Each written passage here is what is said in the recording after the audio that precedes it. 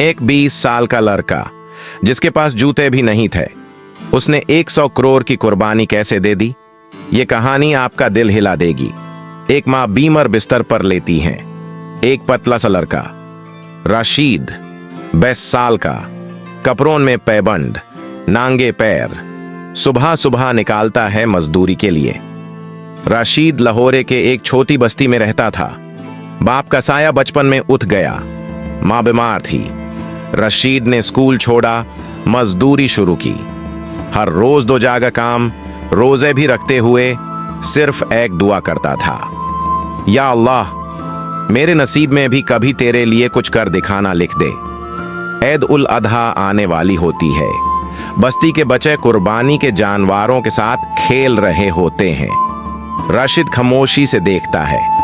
उस रात वो सजदा करता है, अगर कभी तूने मुझ गरीब को मौका दिया तो मैं तेरी राह में सबसे बड़ी कुर्बानी करूंगा।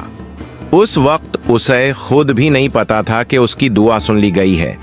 एक दिन मोबाइल शॉप पे काम करते वक्त एक पुराना सा आदमी आता है। खाली बातचीत में बताता है कि फोन बहुत इंपॉर्टेंट है। राशिद ईमानदारी से फोन ठीक करता है। 2 दिन बाद वो आदमी वापस आता है। तुम्हारी ईमानदारी ने मुझे हिला दिया। आज के बाद तुम्हारी जिंदगी बदलने वाली है। ये लो 100 करोड़ का चेक। राशिद के हाथ कांपते हैं, आंखों से आंसू बह हैं। राशिद दुबई या अमेरिका नहीं गया। उसने सबसे पहले अपनी मां का इलाज करवाया, फिर बस्ती में 200 लोगों के घर बनवाए, और फिर ईद उल अधा आई। लोग समझे कि अब ये कोई इंपोर्टेड बकरा लाएगा, मगर राशिद ने 80 करोड़ कुर्बानी के लिए निकाले। बकरे, गायन और 10 रारे व्हाइट बुल्स, हर एक का रेट करोड़ में था। मदीना और मक्का से खास तौर पे लवाया गया। उसने कहा, ये अल्लाह का दिया है, वापस भी उसी के लिए है। लाइव वीडियोस वायरल होने लगती हैं। न्यूज एंकर्स कह रहे हैं, एक गरीब लड़का जिसे पहले कोई नहीं जानता था, आज दुनिया उसे कुर्बानी का सुल्तान कह रही है।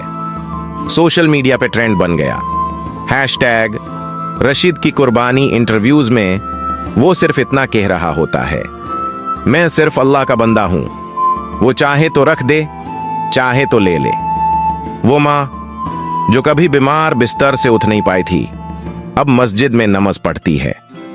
राशिद रोज एक नए गरीब को अपने जैसा बनाने की कोशिश करता है। जब दिल बड़ा हो तो कुर्बानी पैसे से नहीं, नीयत से होती है। और जब अल्लाह चाहे तो एक मजदूर भी 100 करोड़ की कुर्बानी दे सकता है। अगर कहानी ने दिल को छुआ हो तो शेयर करो, शायद किसी और के नसीब का दरवाजा भी खुल जाए।